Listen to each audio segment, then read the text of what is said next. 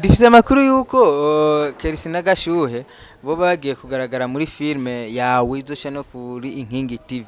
Tukaba tuzi yuko baruka kuva mu Nkinzo TV. Ubwo abantu banywanyi ni bashaka kuyumvira ati burya tuyu deo usanga ariho yababwiye bagira ibi nibi canke niwe yarika bakora kugira abandanya bakoresha.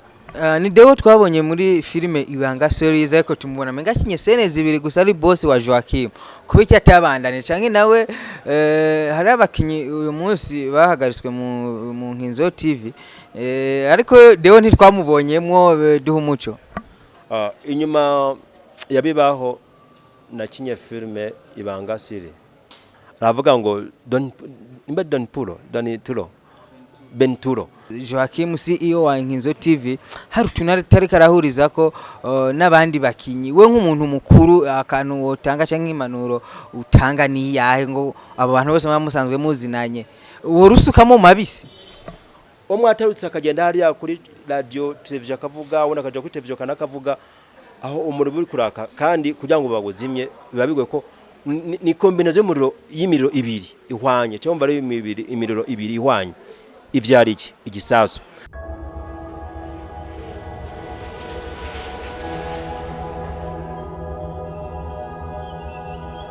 abakozi bacu twaramukije mwiriwe bwakiye mwaramusije gize igitindo ciza nawe herereye ndakwibutsa gukora subscribe and notification ko turabikora bikore kugira uzaronka amakuru update uzaronka amakuru ku mwanya no mwanya ndi kumwe n'umuntu n'umutama basinzi kandi Islam senyene n'umuntu umubahwa bivanye nuko mba mbona ari grand frère ni sawa yego ni sawa akazi nakugira ganire neza abantu babazi bo kumazina ya Imana abantu yangaye bazo bacu abantu mu acteur wa film nibaze ko mvuze uyu muntu canke ubonye uyu muntu ukabona umukunzi wa filme ndundi utegezwa ko waramonye muri filme za Inkinzo TV. Tubwire filme arumaze gukina mu Inkinzo TV. Murakoze ko mijambo. Mu Inkinzo TV bwa mbere natangwe ndakina iri social TV. Desa 57. Hari filme yitwa Bibaho. Niyo filme nahereyemwo ndayikina gushika ku ma episode 47. Nahereye kuri 23 24 uko kubandanya. Inyuma yabibaho na kinye filme Ibanga series na kinye ndi acteur principal w'iyo series ndayisohoza uvuze ya Ibanga canke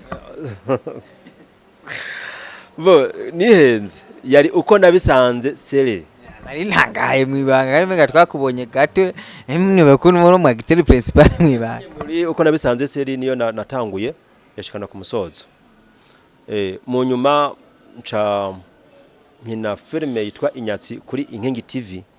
Inkingi TV nayo niyo nabereye niyo mbereye CEO wayo nije ndayirongoye nkina mu Nyatsi nkaba nkina kandi no muri yingo series zose uzimbarizamo mu yimisi yego. Tugaruke ku Nyatsi series Nyatsi season ni Nyatsi season filme yatanguye tubone mazimisi ariko itariki iragira inguvu nk'izo tubona basi filme zindi waho rukorazi ifise bo Inyatsi season ifise ritme igenderaho bivanye na karite y'ikintu twifuza gukora. Inyatsi season ibaze presque amezi 8 tuyikora ubu gitegurwamo nibwo butuma petite igenda bwahoro ariko ni filme uko isohoka kose isohoka ifise uburyohe bwayo kuko nibaza ko itandukanye n'ayandi maseri menshi akorerwa ngaha mu gihugu cy'u Burundi kuko ni filme iba yanditswe d'abord iri ku murongo neza ni filme itegurwa turakora ama repetition yayo ni filme dukora turunaje yayo mu buryo twibaza ko buza kuhimbara abafanzi bari bayirorera nibaza ko no muri editing hose imeze neza nibaza ko nta kosifise Inyatsi season ushobora kuba uri kuraraba iki kiganiro utaragenda kuri Inkingi TV kuri subscribe kugira ubandanye urorera filme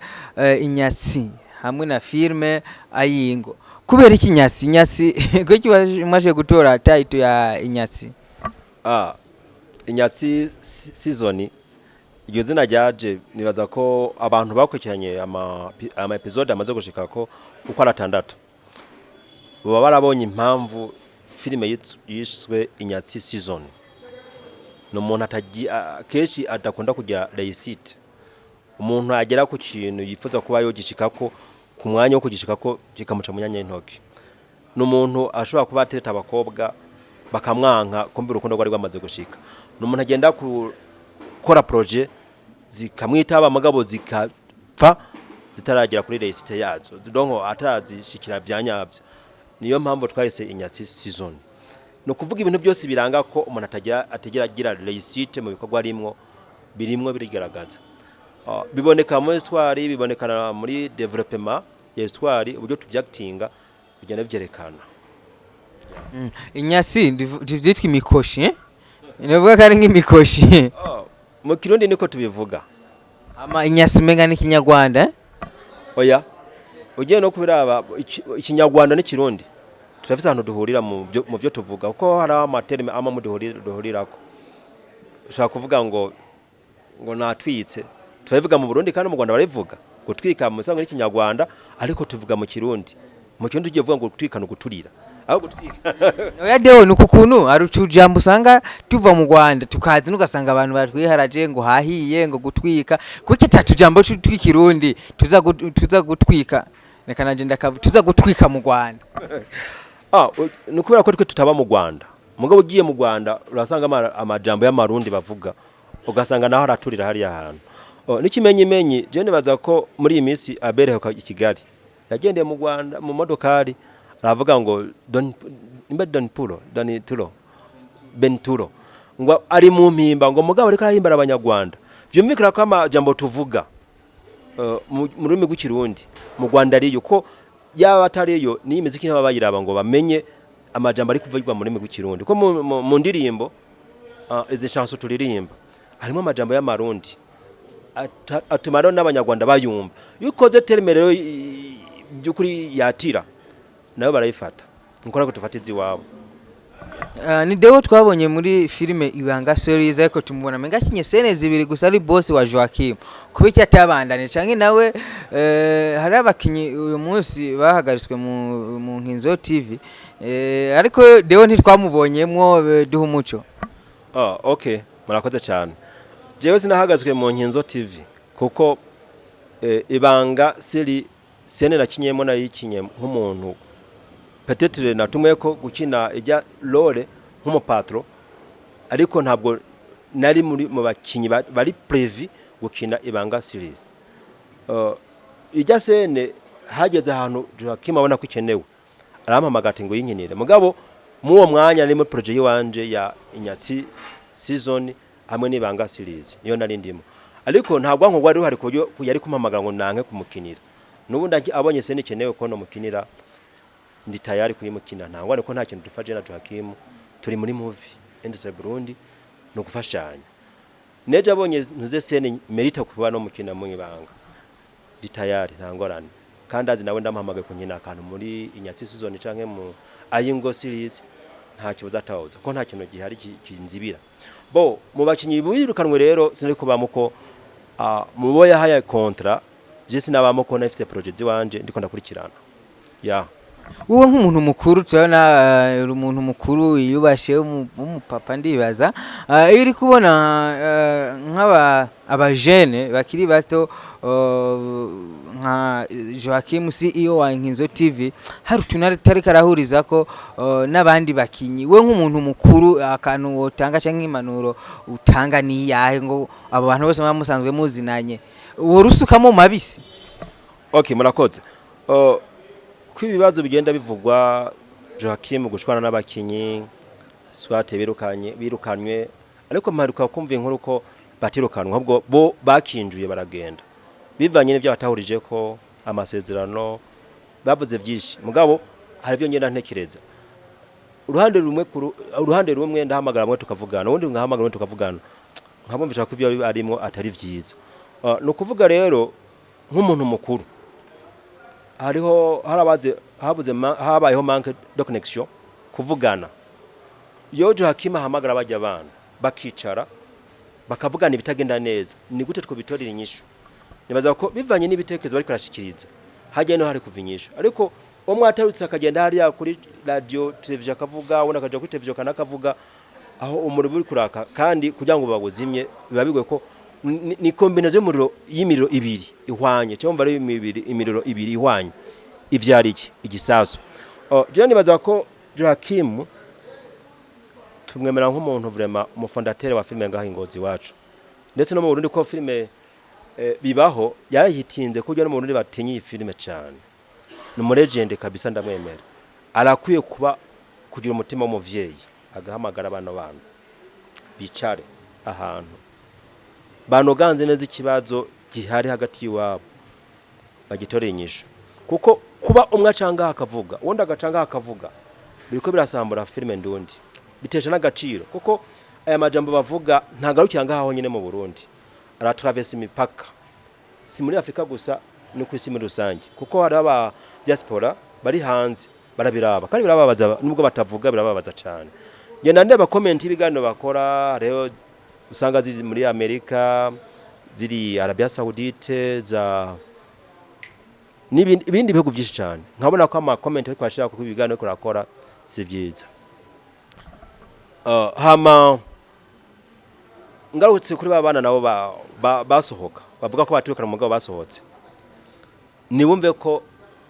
kuba barasohotse muri filme Ibanga siri kuri Inkinzo TV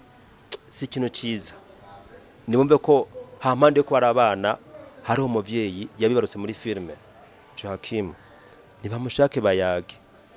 rega umwana w'icyangazi wibuka ibyamubaye ko amaze kugenda ntivyabaye byiza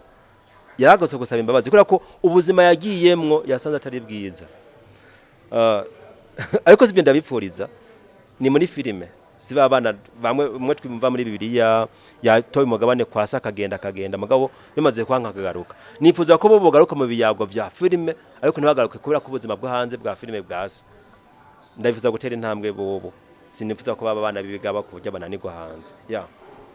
aha mu ntara ya Ngozi turazi YouTube channel canke team Inkinzo TV ubu naho haje yindi Inkingi TV kubera iki mutiyumviye kuvuga ati reka mbandanye nkora mu Inkinzo TV tugikomeze kibi kintu kimwe ariko haje Inkingi TV ubwo ntunje kuvuga ati jewe nje gukompeta na Inkinzo TV ntabwo ari ije gukompetana ni Inkinzo kuko ni film ni channel yabayeho avayo nkeka yuko ibintu byaba bantu bibaho bivuze ko rero ntabwo nabaye bwiyo nkore ahubwo naguye akarere k'ibikorwa tugomba kuranga muri Ngozi no kwagura akarere ndazi yo tuza gutandukana canke nkaba nagiye tudahuza tukari kwa atanayambu duhana ubwo no muzi abantu makangagenda nanje ndamukeneye tukavugana byumvikana ko no kwagura akarere k'ibikorwa handi ho ibintu ntangwane bifise ntabwo ari kunyirukana ko ntabwo nari nasabwe gusinya contrat ndumu acteur independent difise amakuru yuko Kercy na Gashuhe bo bagiye kugaragara muri filme yawe izosha no kuri Inkingi TV tukaba tuzi yuko baruka kuva mu Inkinzo TV ubwo abantu banywanyi ni bashaka kuyumvira ati burya tuyu deo usanga ariho yababwiye bagira ibi nibi canke niwe yarika bakora kugira abandanya bakoresha oya nabasabye korabo ya filme yitwa nabikoreye iki igiye guca kuri Inkingi TV tuyirimo twese Gashuhe Deo Kercy nabandi bakteri bifuje ko dufatanya iki gikorwa cyo iyi filme tugiye kugigaragaramwe vuba irasohoka ni filme iri kurakogwa na Lily Boy Films irongowe na Iradukunda Libert nibaza ko iminsi mekeya kigiye kubije kuba cy'umuriro